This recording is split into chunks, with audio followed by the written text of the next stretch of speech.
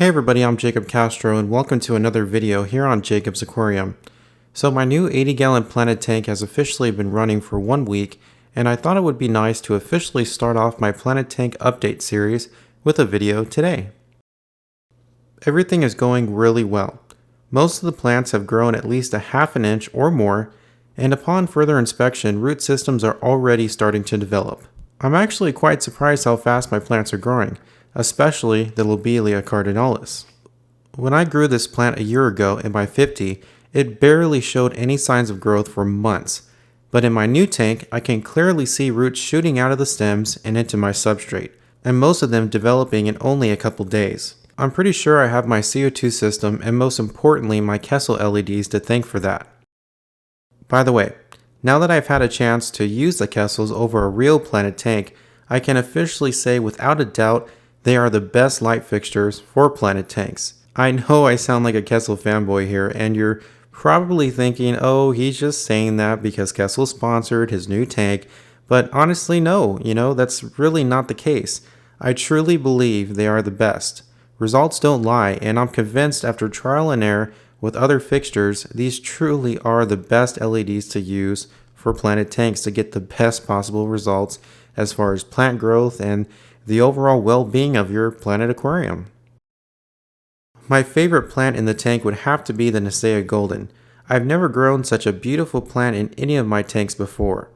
The color obviously makes it stand out from the rest, but the shape of the leaves, red stem, and the way it grows just completely adds to its overall unique and beautiful appearance. The rest of the plants in the tank are doing very well also. Some of the portions of Stargem repens have doubled in size, and the Anubis nanoPetite is developing new growth as well. The dwarf baby tears, on the other hand, are establishing quite nicely. However, I haven't seen much growth. I noticed a lot of white roots developing from the stems, so that's pretty much a good sign. So maybe some new growth will come pretty soon, hopefully. The Rickia Island is doing alright. Not the best it can be as well, but it's still kicking. I'm pretty sure the color and super slow growth can be attributed to the minimal presence of nutrients in the tank, but it should spring back to life once I start dosing. In case I haven't mentioned it before, I don't dose nutrients for the first 2 weeks of any Planet tank I create. The reason being is I want to give the tank a chance to cycle and establish without any added stress on the system. I've found that starting a tank and immediately introducing nutrients leads to algae issues quite quickly, and I think it's just because nothing has had time to get settled in. The plants are probably in shock from being moved from one place to another, and the chemistry of the tank is not in sync yet. This is just what I do. I'm sure others have different opinions about this, but I simply do what works for me.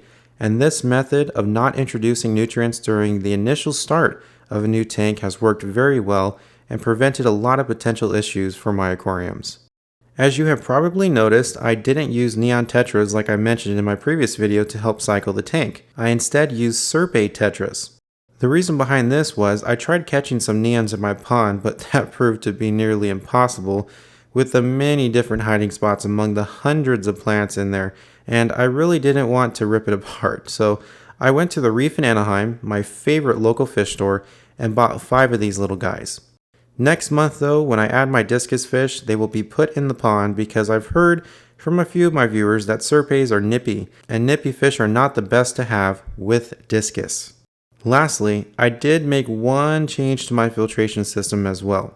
I added a Jabo UV sterilizer in line with my canister filter, and as you can see, I have also siliconed on my own custom inlet and outlet fittings as well, made from PVC by the way.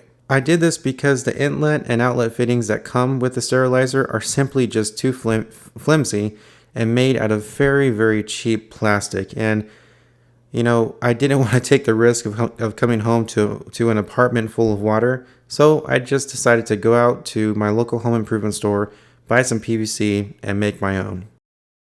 Well, that's pretty much it for the first update video for my new 80-gallon Planet tank. Stay tuned because next week I'll be uploading a full review of the Greenleaf Aquarium's PPS Pro fertilizer package. It's my first time using dry fertilizers, so I'm super excited. Thank you so much for watching this video. Have fun with your tanks, and I will see you next time.